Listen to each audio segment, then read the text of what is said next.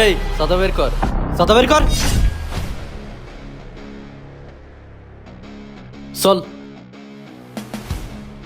এই সাদা দে। সাদা দেবো মানে কিসের সাদা? কিসের সাদা বুঝতে পারতেছেন না? আরে তা না বললি কি করে বসবো? নতুন বছর উপলক্ষে ডিজে পার্টি হবে, চাঁদা বের কর। এসব পার্টি উপলক্ষে আমি এক পয়সাও দেবো না। এ তুই মানিক ভাইরে চিনিস নি? হ্যাঁ চিনি। তুই কি জানিস তুই যদি চাঁদা না দিস তোর কি হবে? যা হয় হোক, আমি এই হারাম কাজে এক পয়সাও দেবো না। ভাই আপনি যদি একবার বলেন ওর জিব্বাটা নেমে ছিঁড়ে ফেলতেছি। তোরা এখনো দাঁড়ায় আছিস? ও জিব্বাটা নিয়ে বের করে নিয়ে আয়। কুত্তা তুই মানিক ভাইয়ের উপর কথা বলিস? ভাই ওঠেন, কি হয়েছে আপনার? ভাই ওরা সাদা চাচ্ছিল, তাই আমি দিইনি, তাই আমারে। ঠিক আছে, আমি দেখতেছি। কি হয়েছে ভাই, ওনাকে মারধর করতেছেন কেন? আমরা হ্যাপি নিউ ইয়ার উপলক্ষে একটা অনুষ্ঠান করব। ওর কাছে টাকা চাইলাম, ও টাকা দেবে না। আমাদের বড় ভাইকে নিয়ে আজে বাজে কথা বলতেছে। ভাই তোমরা হ্যাপি নিউ ইয়ার পালন করবা? যে উৎসব কাফের মুশরিকরা পালন করা সেই উৎসব তোমরা পালন করবা? যারা প্রকৃতি বিশ্বাসের উপর পূজা করে, আর তোমরা মুসলমানের সন্তান হয়ে সেই কাফের মুশরিকদের সাথে তাল মিলিয়ে তোমরা হ্যাপি নিউ ইয়ার পালন করতে চাও? আর এই মানুষ হ্যাপি নিউ ইয়ার পালন করলে কি সমস্যা? আল্লাহর রাসূল সাল্লাল্লাহু আলাইহি ওয়াসাল্লাম বলেছেন, যে কোনো জাতির অনুকরণ করলে সে তাদেরই অন্তর্ভুক্ত। আরে ইমাম সাহেব রাখেন তো আপনার বয়ান। এই ইমাম সাহেবরা না, হ্যাঁ একটু সুযোগ পাইলে বয়ান শুরু করে দেই। ভাই আপনারা যে কাজ করছেন সেটি অন্যায় এবং হারাম কাজ। কোনটা অন্যায় কোনটা ন্যায় সেটা কি তার কাছ থেকে শিখতে হবে নাকি? আপনার কাজে আপনি যান, আমাদের কাজ আমাদের করতে দেন। এই তুই কি টাকা দিবি? তুই যদি টাকা না দিস তোর দোকান কিন্তু এখনই বন্ধ হয়ে যাবে। তুই কিন্তু মানিক ভাইরে ভালোভাবে চিনিস। তোমাদের মানিক ভাই কি এমন হয়ে পড়েছে যে তার ভয়তে আমাদের চাঁদা দিতে হবে? মানিক ভাই কি হয়েছে মানে? মানিক ভাই চাইলে তো জিব্বাটা নিয়ে ছিঁড়ে ফেলে দিতে পারে। পারলে তোমার মানিক ভাইরে বলো আমার জেবেটা কেটে নিতে। এই একটু বেশি কথা বলে না? আজকের পর থেকে কাউকে একটি পয়সাও চাঁদা দেওয়া হবে না।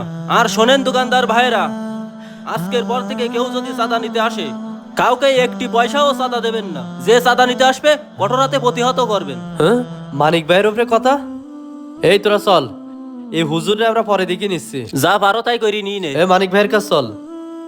ভাই এদের সাথে এরকম করাটা ঠিক হয়নি, এরা কিন্তু মানুষ হিসাবে ভালো না। ভাই এটা নিয়ে আপনার চিন্তা করা লাগবে না। জন্ম যখন গ্রহণ করেছি মৃত্যু তো একদিন হবেই। তারা সমাজে বিভিন্ন অন্যায় অত্যাচার করে বেড়াবে আর আমরা প্রতিহত করবো না, এটা ঠিক না ভাই। আমাদের সকলের উচিত অন্যায়ের বিরুদ্ধে রুখে দাঁড়ানো। যান ভাই আপনি দোকানে যান। কি ইমাম সাহেবের এত বড় সাহস, ও আমার কাছে বাধা দিয়েছে? ভাই আপনার নামে অবান্তর কথাবার্তা বলিছে সে। শুধু তাই না ভাই, ও বলেছে আমরা যদি চাঁদা তুলতে যাই আমাদের ঠ্যাং ঠোং ভেঙে দেবে। আচ্ছা ঠিক আছে, তোরা এখন যা, বিষয়টা আমি দেখতেছি। এই চল তাইলে। ইমাম সাহেবের এত বড় সাহস, আমার ছেলেবেলে রাত পা ভেঙে দেবে?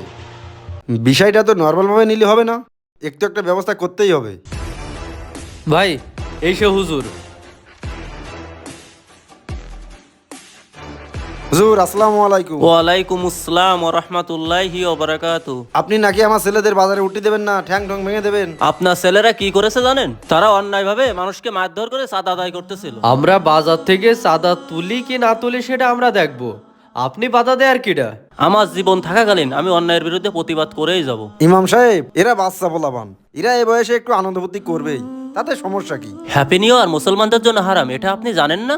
দেখেছেন ভাই, ও আপনার উপর দিয়ে কথা বলতেছে। ইমাম সাহেব মনে হয় একটু বেশি কথা বলে।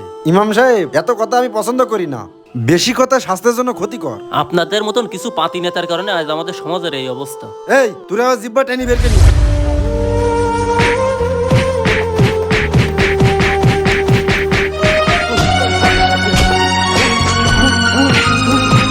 এই তোরা থাম, আর মারিস নে, ও যথেষ্ট শিক্ষা হয়েছে। এই তোরা চল।